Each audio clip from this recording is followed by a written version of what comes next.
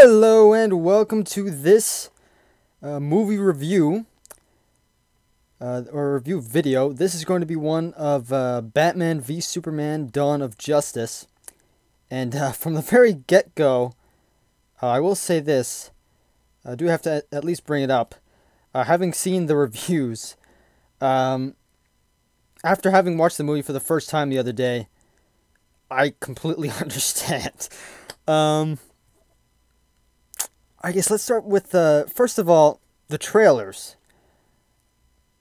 I don't get what they were thinking with how much they revealed in those trailers, particularly the later ones.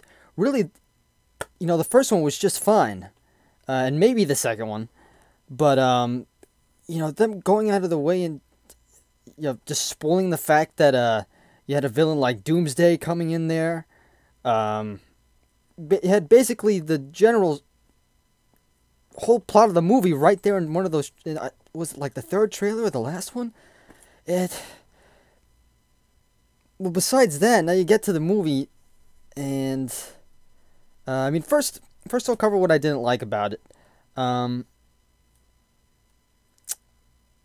First off, those dream sequences. Both of them were totally unnecessary.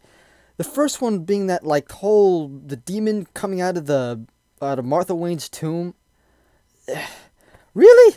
I mean, kids are gonna see this movie. I didn't want to freak it out with some creepy scene where suddenly there's blood leaking out of a tomb. What? That was weird. And then the second one with, Batman in a trench coat with goggles and a rifle. What was that? Or a machine gun, whatever it is. It was off. It was weird. And the whole part afterward where he's captured, and Superman comes in and pretty much vaporizes his accomplices, and then pretty much pulls a Indiana Jones Temple of Doom heart ripping out thing. Even though you can't see it, fortunately, that was just weird.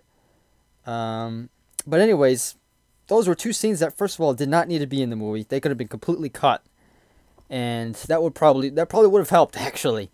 Would have been unnecessary screen time. That could have just been gotten rid of. And also, I guess more importantly, the plot itself. It leaves a lot to be desired with this movie. The battle itself was great, but it's like the whole plot just devolves into that huge CG, visual effects battle. And it was just like with Man of Steel, what happened between the battle between Superman and Zod, or even before that. Just a lot of CGI and action and destruction. It just kind of, I mentioned this in a recent Twitter post I had out. It just ruined the potency of what they had going in the movie. And I think, honestly though, with the plot though for Batman v Superman, it was going in all these different directions. You had Superman being targeted pretty much by the media and by Lex Luthor, just because almost why not? And of course you had, Bruce Wayne and Batman trying to figure out, or I guess trying to steal the kryptonite at some point from Lex to try to take on Superman. And then this movie really, what it should have been from the beginning, it should have just taken a lot of inspiration from The Dark Knight Returns. Like a trusted, story that had already been there. And, it's something that had been done in the Nolan movies, that they took inspiration from some of the big comics and the Batman, of course, in the Batman series, and they made them fit into the movies. But, Batman v Superman took some inspiration from The Dark Knight Returns, but, not really much. Except, of course, the fact that Batman and Superman fight. But anyways, yeah, there was just some. It was some things. Some of the, of course, the things that happen in the movie are just some kind of shallow. Like, what happened? You know, what happened to like the meaningful or the really good storytelling that we saw from the Nolan movies? It's like, Nolan, come back, please, please. But anyways, I guess into what I liked, there were definitely some things I liked about the movie, and for one, I thought Ben Affleck was great as Batman slash Bruce Wayne. He looked the part, and to be honest, after seeing the movie, I think he's right up there with Christian Bale in terms of best Batman. But I guess besides that, I thought Jeremy Irons was a great Alfred. Jesse Eisenberg was a really interesting Lex Luthor. Definitely was a much different than the Gene Hackman slash Kevin Spacey versions of him that we'd seen before in the Christopher Reeves and Brandon Routh Superman movies. But I liked that they took a different direction with them, with Lex Luthor. I understand a lot of people weren't exactly happy about that and would have rather had seen Bryan Cranston as Luthor, which I think would have been great. But Jesse Eisenberg did a great job. And I guess what else? As I have to say, Henry Cavill as Superman. Here's another problem with the movie. Before I get back to what I liked about it, the lack of meaningful dialogue to establish this Superman character. I mean, he just seems like a guy that, if he does get beaten up and all, okay, whatever. Unlike in, the Christopher Reeves movies, where, now granted, of course, that was a long time ago, and of course the taste was a bit different then. They were much more, I don't know, well, they certainly weren't as dark, that's for sure. That's probably the big difference between the two. And Superman's far more likable there, or Superman slash Clark Kent. But here it's like, meh, okay, if he dies, whatever. That's bad. You can't have that. It's Superman, for crying out loud. Yeah, again, just another head scratching misfire by Warner Brothers here, or at least the film development team. Well, anyways, back to what I liked. The score was great. Hans Zimmer and Junkie XL teamed up to do it. That one was great. That had some really great songs in there. Probably one of the only bright spots of the movie. Also, I thought Gal Gadot as Wonder Woman was just perfectly cast. She was great. Now, whether I think Wonder Woman should have had that big role in the end, I'm not so sure.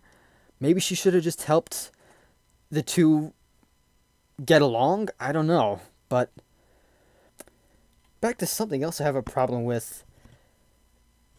I guess particular parts of the movie. How about that scene where Superman's just gotten the kryptonite spear out of the water there, and suddenly it's this romantic moment between him and Lois Lane. It's like, dude, what are you doing? I know that's kryptonite there, that's definitely weakening you, but you have Wonder Woman risking her life out there trying to keep Doomsday at bay. And then, of course, Batman at some point, very timely, shoots another one of those, the weaponized kryptonite, I guess, gas bombs, I guess. I guess it was that. The whole Save Martha thing at the end of the battle between Batman and Superman, that just seemed a bit shallow. Or at least that could have been resolved better in a different way. I mean, it's like the filmmaking team, took advantage of the opportunity to say, "Hey, Clark Kent and Bruce Wayne's mothers both have the same name. Why not use it?" Well, okay. Highly coincidental, yes. But for that to be end up playing a huge part in the movie at some point? I mean, a brief one, but still, it ends up being important. I mean, hello. Batman ends up going out of his way to go save Martha Kent. Which, by the way, I actually like that scene where he goes and saves her. That whole part where he's basically, he goes in, granted the whole blowing up henchman thing, the whole thing with Batman killing people like that. As a lot of us know, Batman by default can be brutal. But to go against essentially his no killing, code, blatantly like that. I mean, they just threw it out the window in this movie.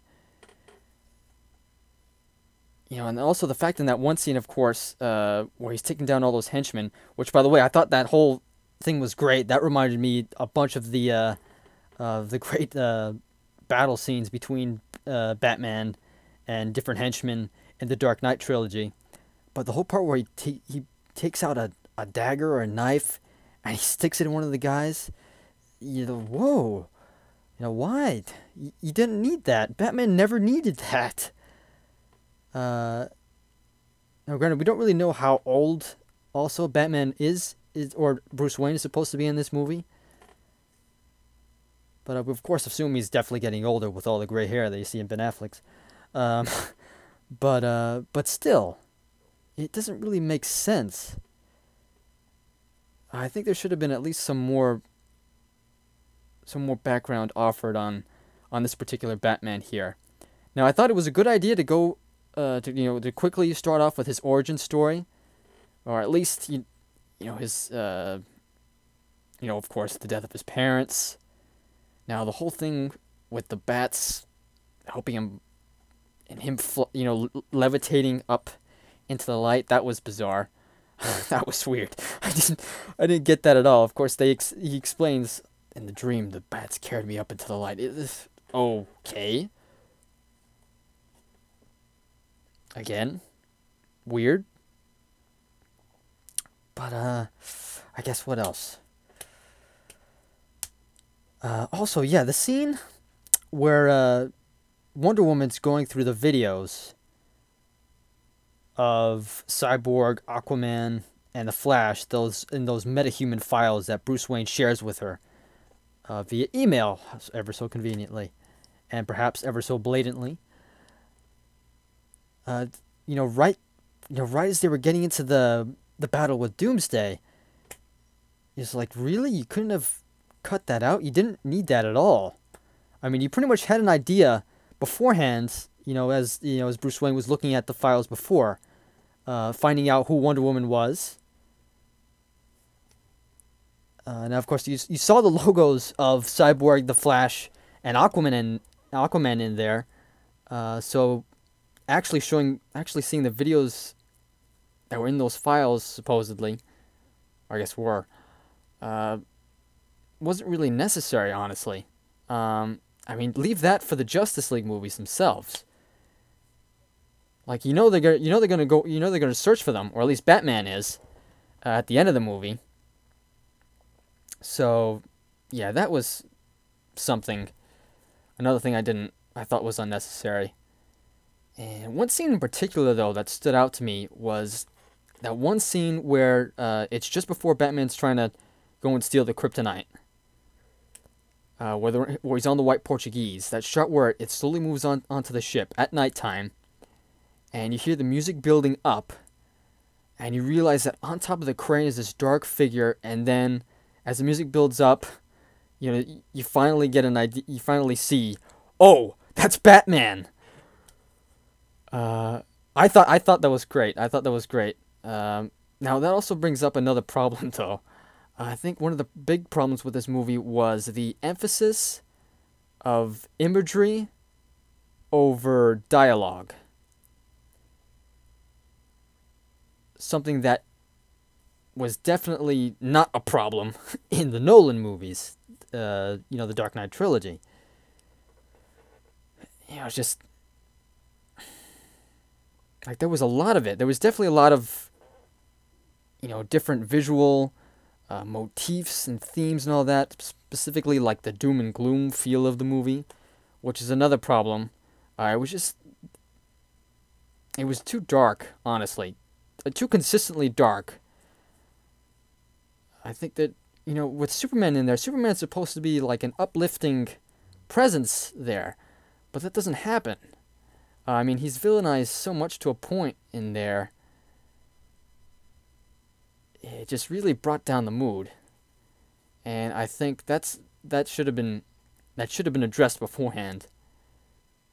Yeah, the whole movie in general just leaves a lot to be desired. So, if I were to give it a final rating,